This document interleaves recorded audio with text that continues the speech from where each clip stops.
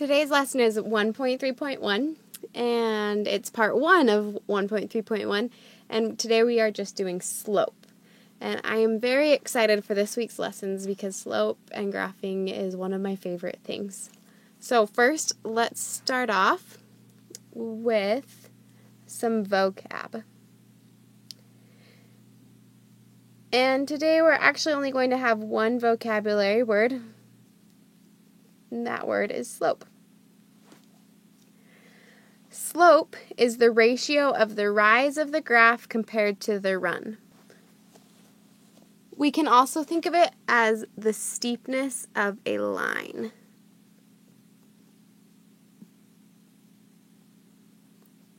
So if something is more steep, then it is going to have a larger slope.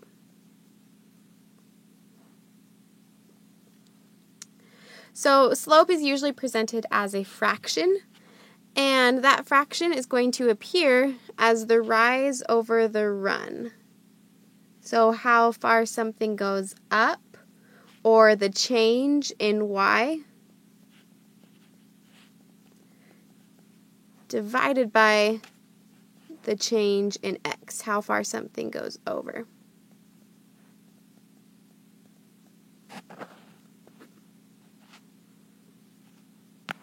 And just as a quick reminder, when I talk about the change in x and the change in y, I'm talking about a graph with 4 quadrants, or a coordinate plane. So we have quadrant 1, 2, 3, and quadrant 4. Our x-axis goes on the horizontal axis, our y-axis goes up and down. So when I talk about slope, it's the change in how much a line goes up compared to how much the line goes over. There are 4 different types of slope. The first type of slope is positive slope. So positive, the line increases. From the left to the right, our line is going up. Next slope is negative slope, and negative slope starts up high and it goes down to the right. So positive goes up from the left to right, negative goes down from the left to right. Our third type is zero slope. Zero slope is a horizontal line. And finally, fourth slope is undefined or no slope. And undefined or no slope goes straight up and down.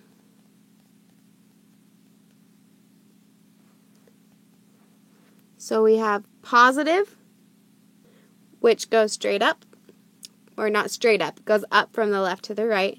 Negative, which goes down from the left to the right.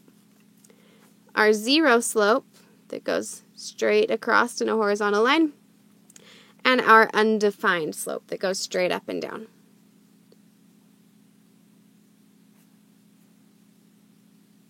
Now let's go on and find out how to calculate slope.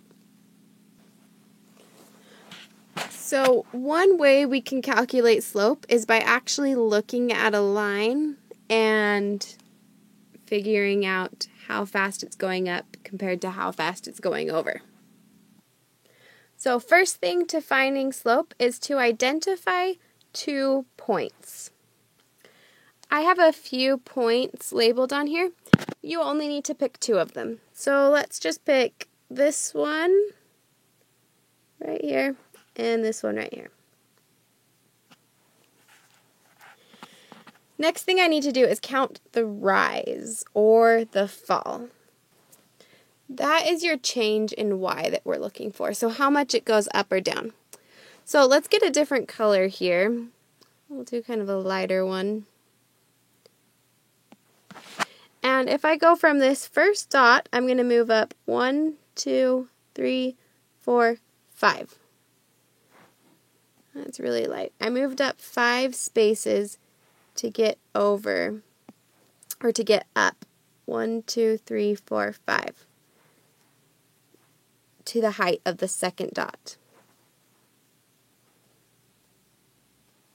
Now I'm going to go ahead and count my run, which is the change in x. So first we counted up 1, 2, 3, 4, 5. Now we're going to count over 1, 2, 3. It took me 3 spaces over to get to the second dot. So I went up for 5, over for 3. Let's write that off to the side. My slope, which we use m is the variable that you always use to represent slope. My slope was up 5 over 3.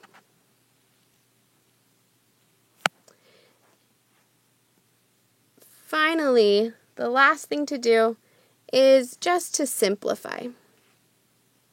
So in this case, we actually can't simplify because the fraction 5 over 3 cannot be simplified. But let's say I would have had something like m equals 6 over, let's do 10 over 6. Both 10 and 6 can be reduced by dividing them by 2. So that would simplify to 5 over 3. The thing that you can't do with this is look at 5/3 and say, I don't like that, I want to do a decimal. We have to keep it in the fraction form because that's how that helps us graph in slope-intercept form later on. So, one more time, let's quickly go over. You pick 2 points. It can be any 2 points. In fact, this time, I'm going to pick 2 different points. 1, 2. You count the rise, so I would go up 1, 2, 3, 4, 5. Count the run over 1, 2, 3. And I went up 5 over 3 to get to the second point. We're going to look at one other way to calculate or to find slope. Let's say I'm given 2 points, 3, -5, and -1, 7. I want to figure out what the slope is or what the change is between these 2 points. So first thing I'm going to do is label the 2 points. I'm going to label them as x1, y1, and x2, y2.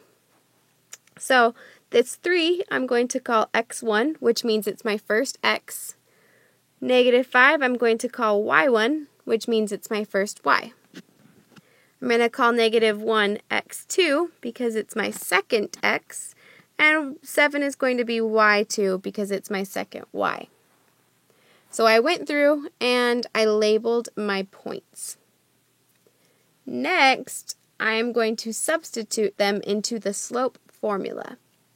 I've added the slope formula down below, which is m equals y2 minus y1 divided by x2 minus x1. If that is the only thing you write down today, please, please, please write it down. It is so important. So let's look over here and let's substitute these values into my formula. So in place of y2, I look over here and I see that my y2 is the 7.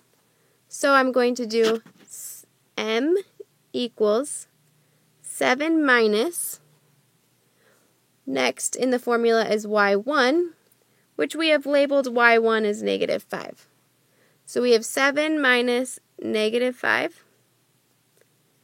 In my denominator, I have x2, which was -1, minus, and my formula tells me after the minus I have to do x1, which is 3. So if you were confused at all by what just happened, we just took each of these values and plugged them right into each of these. So when it said y2, we took the 7, we plugged in y2. Then we wrote down minus because the formula told me minus. For y1, I grabbed y1, plugged it right in.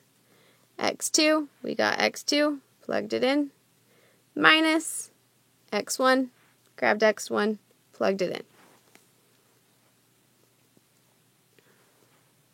The next thing that needs to happen is just simplifying what we have. So I'm going to simplify in my numerator first. 7 minus -5. I don't really like doing minus negative. I'm just going to make that minus negative a big plus. So 7 plus 5 is a little easier for me to handle.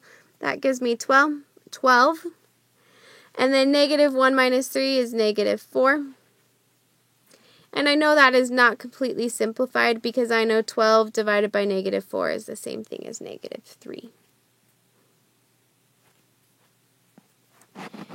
If you feel like you need to rewatch how to calculate slope from 2 coordinates like we just did here, or if you need to review how to find slope from a graph, you can rewind, rewatch, whatever you need to do. Make sure you jot down any questions that you have so you can be sure to ask me in class on Monday. And as always, don't forget to take your quiz.